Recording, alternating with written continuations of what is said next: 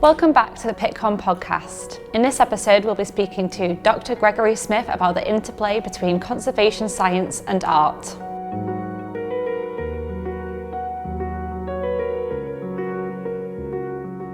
My name is Greg Smith. I've got a long title. I'm the Otto N. Frenzel III Senior Conservation Scientist at the Indianapolis Museum of Art at Newfields. So I work in the area of cultural heritage chemistry, authenticating, studying, and helping to preserve artwork. And what first attracted you to this field? Well, as an undergraduate, I went to a small liberal arts school in Kentucky, Center College, to be a chemist. But because it was liberal arts, I got dropped into a general education requirement course. That was cultural anthropology, which I think at the time I probably had no idea what those words actually meant. But 2 weeks in, I was hooked. I knew that whatever I did in chemistry, there was going to have to be some sort of culture aspect to it. And could you define what conservation science is and its role with cultural heritage? Cultural heritage chemists or conservation scientists, they use the tools of chemistry and physics to study the materials of artwork. And then that information is used to either interpret the artwork to better understand it, or is used in the long-term preservation of the artwork. I see. And what analytical techniques are usually used to uncover the secrets of art and art history? So my laboratory at the museum would probably be pretty familiar to anybody who's been in, say, a university laboratory. So we use the broad range of analytical techniques. We do spectroscopy, both molecular and elemental. We do chromatography in the gas phase and the liquid phase. We do a lot of microscopy using both light as well as electrons. And then a lot of the more esoteric techniques, thermal analysis, accelerated aging. So quite a range of techniques. Quite a range. And why is it so important to understand the chemical degradation of an artist's materials, and how can it help to improve our understanding of cultural heritage? Well, if your goal is the long-term preservation of the artwork or the cultural heritage, if you don't understand what its weaknesses are, what's going to lead to its degradation, you won't be able to stop it. So for instance, if we're worried about the fading of dyes, we would try to understand that mechanism, determine if it's photooxidation. Maybe we would use anoxia in order to preserve a watercolor print in a frame, for instance. I see.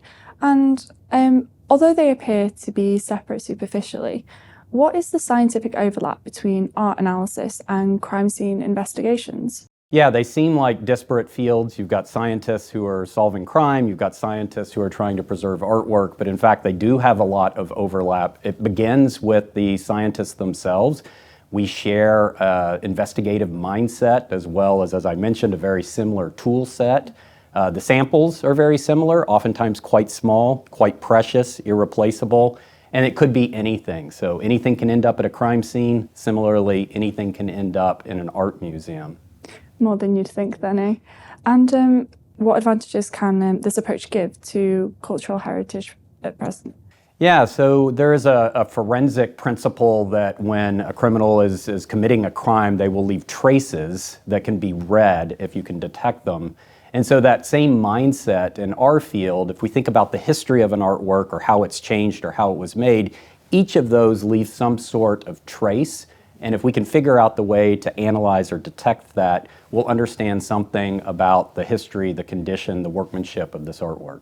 And moving more on towards the topic of art connoisseurship, how have you seen this evolve over time? Well, a lot of connoisseurs rely on their eyes or their hands to read an artwork, to understand it. But with the advent of cultural heritage chemistry as a field, there are now so many more tools that they can use to visualize artwork, maybe outside of the visible range, using infrared or X-rays.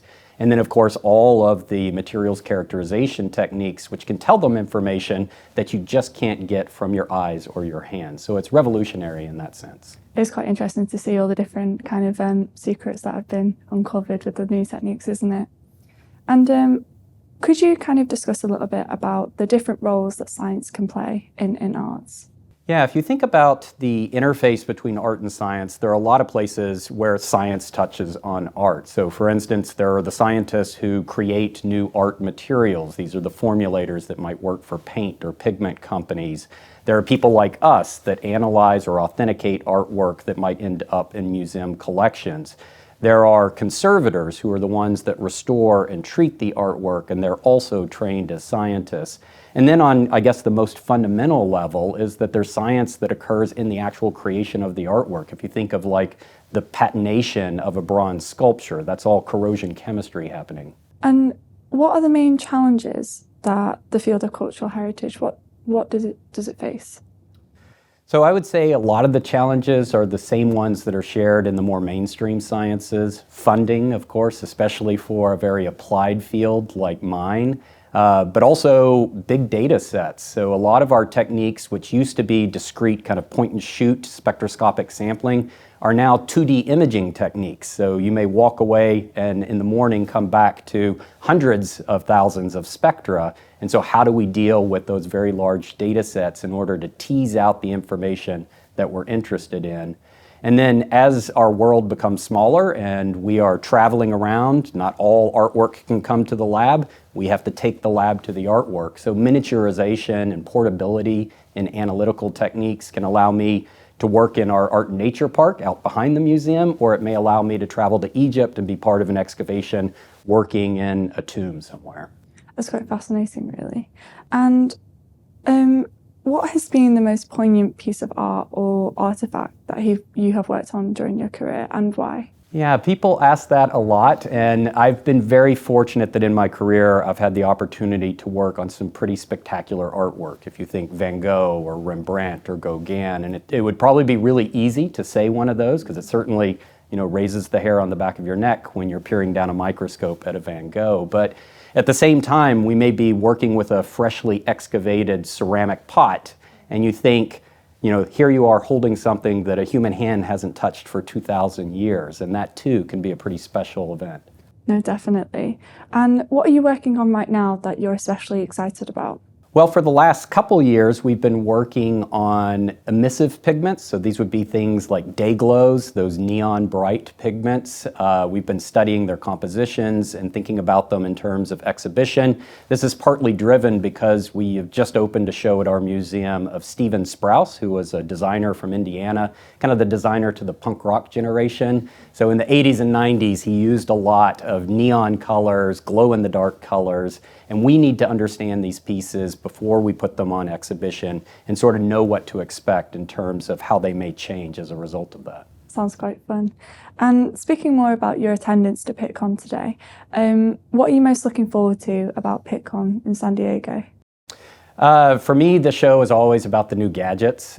So being on the floor and looking at what the latest innovations are. I think we're having to replace infrared and Raman spectrometers. So what are going to be the new developments that we can expect to see debuted at that show? And as I'm sure you're aware, Pittcon was placed on pause as an in-person event for 2 years. But why is it so important for individuals to come to these in-person events? What benefits can they gain? Well, if you think about the expo floor, you don't get the opportunity to kick the tires on that many instruments in one go unless you're at an in-person event like this. But also for me, it's the chance to meet up with colleagues. We were discussing earlier that in the symposium that I spoke in, I had friends that I hadn't seen for 5 or 6 years because I live in Australia. So an in-person meeting is a great opportunity to do that.